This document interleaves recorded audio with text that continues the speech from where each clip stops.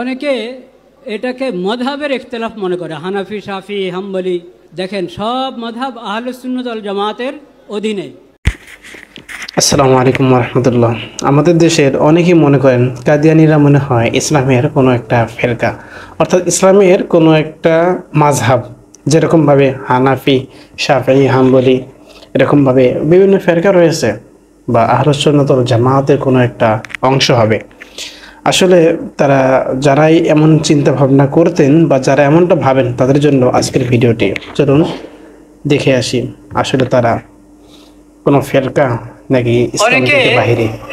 অনেকে এটাকে মযহাবের ইখতিলাফ মনে করে, হানাফি, শাফি, হাম্বলি। দেখেন, সব মযহাব আহলুস সুন্নাত ওয়াল জামাতের অধীনে। আহলুস সুন্নাত ওয়াল জামাতের এক একটি মযহাব।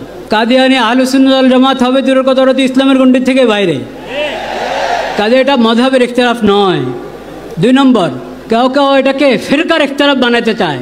খবরদার, যত ফিরকা, বেদাতি ফিরকা, গোমরা ফিরকা, ওরা গোমরা, কিন্তু তারপরও কোনো না কোনোভাবে কোনো রকম ইসলামের গণ্ডির মধ্যে আছে। কিন্তু কাদিয়ানীরা ইসলামের গণ্ডি থেকে বাইরে। কাজে কাদিয়ানীরা কোনো ফেরকাও না, এরা 72 ফেরকার কোনো ফেরকা না, এরা পুরা ইসলামের পুরা গণ্ডি থেকে বাইরে। তাহলে এটা মযহাবেরও ইখতিলাফ না, ফেরকারও ইখতিলাফ না। তাহলে কি? এটা হলো ইসলাম আর নন ইসলাম, উম্মতে মুসলিমার থেকে বাইরে ভিন্ন একটা মতবাদ হলো কাদিয়ানী মতবাদ। সুতরাং যারা এতদিন মনে করতেন কাদিয়ানীরা ইসলামের কোনো একটা ফেরকা হবে, আশা করা যায় তারা বুঝতে পারছেন তারা আসলে ইসলামের কোনো অংশ নয়। তারা রাসূল সাল্লাল্লাহু আলাইহি সাল্লামকে শেষ নবী হিসাবে মানেন না। তারা মনে করে তাদের গোলাম আজম কাদিয়ানী তিনি তাদের নবী।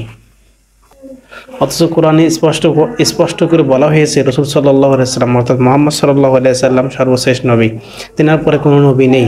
যে ব্যক্তি কোরআনের একটা অক্ষর বা একটা হরফকে অস্বীকার করে, কোরআনের একটা আয়াতকে অস্বীকার করে বা একটা যে কোনো অংশকে অস্বীকার করে, সে কিন্তু মুসলিম থাকে না। সুতরাং সেই দিক থেকে কাদিয়ানীরা মূলত মুসলিমই নয়। সুতরাং সবাই তাদের থেকে দূরে থাকবেন, সাবধানে থাকবেন, তাদের ফাঁদে পা দিবেন না। ভালো লাগলে শেয়ার করতে পারেন, ইনশাআল্লাহ এতে হয়তো বা অনেকের ভুল ধারণা ভাঙতে পারে। আসসালামু আলাইকুম।